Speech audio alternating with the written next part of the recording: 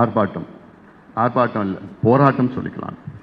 ஏன்னா நம்ம எல்லாம் போராட்டம் பண்ண போகிறோம். அது எப்படி பண்ண போகிறோம், எனக்குன்னா ஒரு யோசனை, அது நீங்கள் கருத்து கூட சொல்லுங்கள், பேசுகிறப்போ சொல்லுங்கள். நான் இறுதியாக மறுபடியும் நான் சொல்கிறேன், 234 தொகுதியிலையும் இந்த போராட்டம் நடக்கணும். ஒரு தொகுதிக்கு ஒரு இடத்துல, ஒரு மாவட்ட லெவலில் இல்லாமல், ஒரு மாவட்ட செயலாளர் லெவலில் இல்லாமல், ஒவ்வொரு எம்எல்ஏ தொகுதியிலையும் அங்கே ஒரு அங்கே, ஆனால் பொறுப்பு அங்கே யாராவது பொறுப்பு தலைமையில் அங்கே சிறைக்கு செல்கின்ற அந்த போராட்டம். ஏன்னா இது மிக மிக முக்கியமான ஒரு போராட்டம். அது அமைதியாக ஒரு சின்ன கல் கூட, ஒரு சின்ன பிரச்சனை எங்கேயுமே இருக்கக்கூடாது, சின்ன பிரச்சனை இருக்கக்கூடாது. அந்த மாநாடு எப்படி நடந்ததோ அதே மாதிரி இருக்கணும், அமைதியான முறை. ஆனால் லட்சக்கணக்கான மக்கள் சிறைக்கு செல்லணும். எங்கே? திருநெல்வேலியில், தூத்துக்குடியில், அப்போ எங்கள் ராமநாதபுரத்தில், எல்லா இடத்துலையும் அங்கங்கே போய் மக்கள் எல்லாரும் வடப்பகுதியில், மேற்கு பகுதியில் எல்லாமே போகணும், திட்டமிட்டு பண்ணணும். இது வந்து மிக மிக முக்கியமானது. இந்த திமுகவை இந்த தேர்தலில் தோல்வி அடைய வைப்பது இந்த மிகப்பெரிய ஒரு ஆர்ப்பாட்டத்தினால் மிகப்பெரிய தோல்வி. அது அது பார்க்க மறுபடியும் அதெல்லாம் நான் மறுபடியும் பேசுவேன். நான் இங்கே மேடையில் இருக்கேன், சுருக்கமாக சொல்லுங்கள், நீங்கள் இப்படி உங்கள் கருத்தெல்லாம் சொல்லுங்கள். இல்லை நீங்கள் உங்களுக்கு ஏதாவது ஒரு கருத்து இருக்குது, அங்கே களத்தில் உங்களுக்கு ப்ராக்டிக்கலாக ஏதாவது இஷ்யூஸ் இருக்குது, அங்கே பிரச்சனை இருக்குது, இப்படி பண்ணுறாங்கன்னா உங்கள் கருத்துன்னு சொன்னாலும் எங்களுக்கு கொஞ்சம் யூஸ்ஃபுல்லாக இருக்கும். நீங்கள் களத்தில் இருக்கிறீங்க.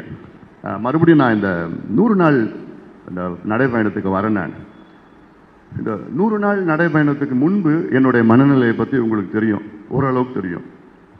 சில பேருக்கு நல்லா தெரியும், எங்கள் வீட்டில் ரொம்ப ரொம்ப நல்லா தெரியும் என்ன மனநிலையில் நான் இருந்தேன், எவ்வளோ மன அழுத்தத்தில் இருந்தேன், நான் மன உளைச்சலில் இருந்தேன்.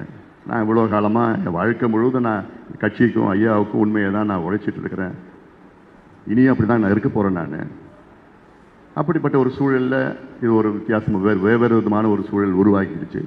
சரி, அப்போ என்ன பண்ணலான்னு சொல்லிட்டு அப்புறம் தான் இப்படி அருளும் ஒரு யோசனை சொன்னாப்பில் ஒரு நடைபயணம் பண்ணலாம், இந்த மக்கள்கிட்ட நேரடியாக போய் பார்க்கலாம், சந்திக்கலாம்னு சொல்லிட்டு ஒரு, அதுவும் எனக்கு தொடக்கத்தில் அது நடைபயணமா, அது எப்படி செய்யலாம், அது குறுகிய காலத்தில் செய்ய முடியுமா? ஏன்னா ஒவ்வொரு நடைபயணமும் சில கட்சியில் 6 மாதம் திட்டமிடுவாங்க. 6 மாதம் திட்டமிட்டு, இதுக்கு முன்பு ஒருத்தர் பண்ணார், நடைபயணம் பண்ணார். அது எப்படி பண்ணாங்கன்னு எனக்கு நல்லா தெரியும். அது சொல்ல வேண்டாம், இப்போ சொல்ல வேண்டாம். இல்லை அதில் இப்போ முடியுமான்னு அப்புறம் சரி இறங்கிடுவோம் நம்பிக்கையில். அன்றைக்கி தொடங்கின நாளும் ஐயாவுடைய பிறந்த நாள் அன்றைக்கி தான். அன்றைக்கி தொடங்குறப்போ இன்றைக்கி மனசுலலாம் அவ்வளோ வழியோடு தான் தொடங்கினேன் நான்.